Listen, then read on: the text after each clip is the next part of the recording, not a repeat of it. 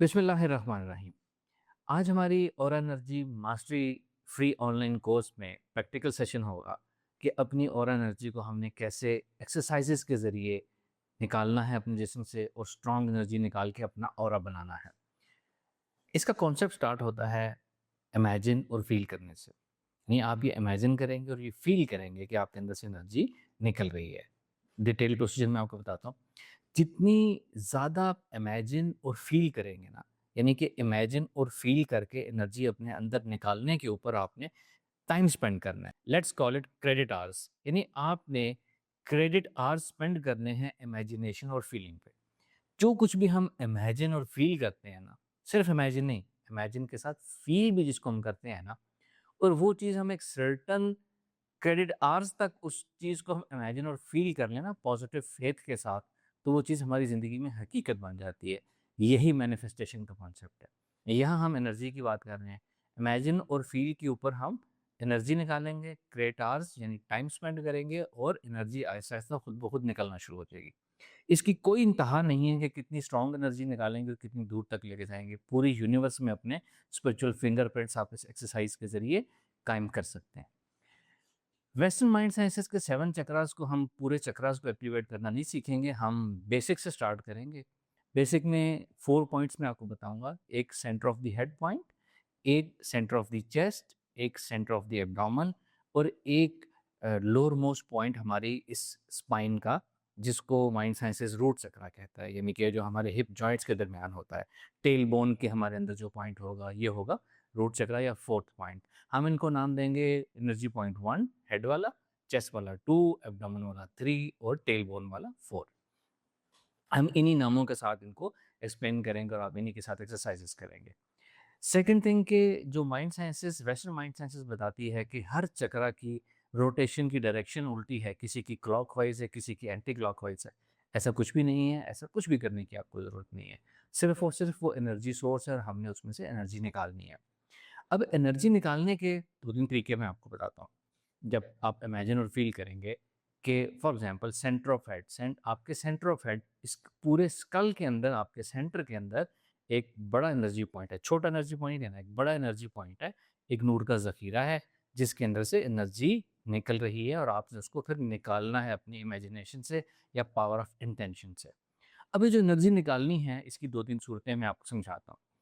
एक तरीका भी ये कर सकते हैं कि एनर्जी आप ऐसे विजुअलाइज़ करें कि ऐसे हॉरिज़ॉन्टली निकल रही है, जैसे पानी में पत्थर फेंकते हैं तो लहरें चारों तरफ जाती हैं, वो हॉरिज़ॉन्टल होता है ना, पानी हम ऊपर से देख रहे होते हैं, वो एक्स एक्सिस के अलोंग होता है। तो या तो हॉरिज़ॉन्टल एक्स एक्सिस के दरमियान उसको स्टार्टिंग में एनर्जी निकाल सकते हैं। इमेजिन एंड फ़ील की एनर्जी इस तरह लहरों की सूरत में इस तरह निकल रही है आपके इस हेड के लेवल पे।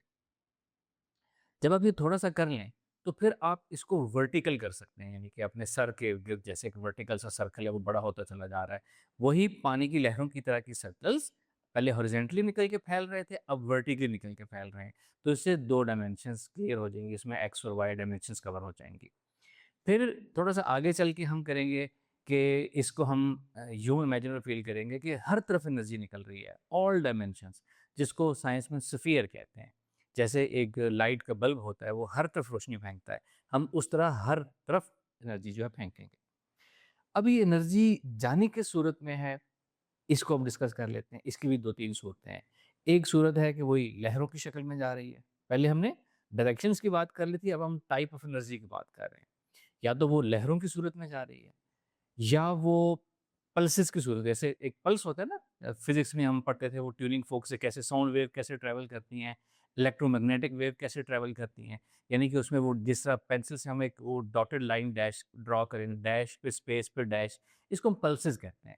तो पल्सेस की सूरत में आप उसको ट्रांसमिट कर सकते हैं, या पानी की वेव्स की सूरत में एक लहर आई है फिर दूसरी लहर आई है, या बल्ब की रोशनी की तरह कंटिन्यूस भी आप इसको इमेजिन कर सकते हैं। जो 3 डायमेंशंस बताई थी, तीनों डायमेंशंस में ये तीनों सूरतें आप अप्लाई कर सकते हैं, जिसको जो सूरत आसान लगती है। पहले आप पल्सेस कर सकते हैं, अगर पल्सेस आसान लगे तो। नंबर 2 पे वेव्स वाली कर सकते हैं और नंबर 3 पे all around continuous energy transmit करना भी कर सकते हैं। एक्सरसाइज करने का तरीका ये होगा कि आप आरामदेह पोज़ीशन पे बैठ जाएँगे। लेटना नहीं है, आपने लेट के एक्सरसाइज नहीं करनी है, एक्सरसाइज बैठकर करनी है। चाहे ऐसे वर्टिकली अपनी स्पाइन अपराइट करके करें जैसे मैं कर रहा हूँ, वरना नॉर्मल आप चेयर के साथ टेक लगा के नेक रेस्ट के साथ भी आप ये कर सकते हैं। करना आपने ये है कि ईज़ी होके बैठ जाना, पहले जिस्म को ढीला छोड़ना है, रिलैक्स करना है, असाब को ढीला छोड़ना है, फिर ज़हन को ढीला छोड़ना है, ख़यालात से खाली करना है, थोड़ा-सा सुकूत करना है, थोड़ी देर खामोशी करनी है ताकि वो एकदम आपकी माइंड और बॉडी में थोड़ा-सा सुकूत छा जाए, रिलैक्स हो जाए। उसके बाद फिर आपने एक्सरसाइज स्टार्ट करनी है इमेजिन और फ़ील से। आपने ये इमेजिन करना है और साथ फ़ील करने का मतलब होता है उसमें इन्वॉल्व होना है। इमेजिन करना है और फ़ील करना है कि आपके सेंटर ऑफ द हेड जो फर्स्ट पॉइंट है, इसके अंदर से एनर्जी निकल रही है। चाहे जिस शेप में आप करें, हॉरिज़ॉन्टल, पल्सेस, वर्टिकल, जहाँ से भी आप स्टार्ट करें, ये आपकी अपनी स्कीम है, जो आपको आसान लगे। इमेजिन और फील कि सेंटर ऑफ द हेड एक पॉइंट है, एक एनर्जी का पॉइंट है। वो एनर्जी का पॉइंट आहिस्ता-आहिस्ता एक्टिवेट हो रहा है, आहिस्ता-आहिस्ता वार्म अप हो रहा है, एकदम एनर्जी नहीं निकलेगी। थोड़ी देर अपनी तवज्जो उसके ऊपर रखेंगे, ये मेरा एनर्जी पॉइंट है, ये आहिस्ता-आहिस्ता वार्म अप होने लगे, अभी आहिस्ता-आहिस्ता ये हल्की-हल्की एनर्जी जो है बाहर फेंकने लगा है। ये आहिस्ता-आहिस्ता प्रोसेस स्टार्ट होगा, एकदम नहीं होता। ख़ासतौर पे जो लोग बिगिनर्स होते हैं, स्टार्ट करते हैं, आहिस्ता-आहिस्ता होता है। पहले जैसे एक मशीन वार्म अप होती है, उस तरह होगा, फिर आहिस्ता-आहिस्ता आपको थोड़ी-सी फीलिंग आएगी, फिर थोड़ी आहिस्ता-आहिस्ता उसको बढ़ा सकते हैं आहिस्ता। वो तेज़ी से नहीं बढ़ाना, तेज़ी से नहीं बढ़ेगी। आहिस्ता-आहिस्ता वार्म अप होती है, फिर जब एकदम पूरी एक्टिव हो जाती है, फिर आप उसके साथ तेज़ी के साथ कुछ भी कर सकते हैं। तो इमेजिन और फ़ील। याद रखें एनर्जी आपके हेड के अंदर मौजूद है, पहले से है। वो छुपी हुई बैठी है, हमने यूँ समझा कि फ्रोज़न बैठी है, अनएक्सप्लोर्ड एनर्जी मौजूद है। इस तरीके से इमेजिन और फ़ील करके क्रेडिट आवर्स यानी टाइम स्पेंड करने से वो एनर्जी असल में निकलना शुरू हो जाती है। हेड की एनर्जी को जब आप एक्टिव करना शुरू करेंगे, आहिस्ता, आहिस्ता, आहिस्ता कम एनर्जी निकलेगी, वो आहिस्ता-आहिस्ता फैलना शुरू करेगी, जिस फॉर्म में आप उसको लेके जाएँगे। सारी फॉर्म में एनर्जी को निकालें, pulses, waves, all around, horizontal, vertical, sphere की शक्ल में सब कुछ ट्राई करें। आहिस्ता-आहिस्ता एनर्जी निकलना शुरू हो जाएगी, आपको लगेगा कि अब आपका एनर्जी पॉइंट ज़्यादा एक्टिव हो गया है, ज़्यादा एनर्जी निकलना शुरू हो गई है। अब ये एनर्जी आपको फ़ील कैसे होगी? या तो आप जो एक्सरसाइज़ कर रहे हैं, वो खुद आपको साथ-साथ बिल्कुल क्लियर विजुअलाइज़ेशन हो रही होगी। दूसरा, किसी के सर के अंदर कोई उसको थोड़ी हीट सी महसूस हो सकती है, वो वार्म्थ महसूस हो सकती है। किसी को कोई ट्रांसपेरेंट वाइब्रेशंस नज़र आ सकती हैं, ट्रांसपेरेंट एनर्जी निकलती हुई नज़र आ सकती है। बाज़ लोगों को कलर्स भी नज़र आ जाते हैं।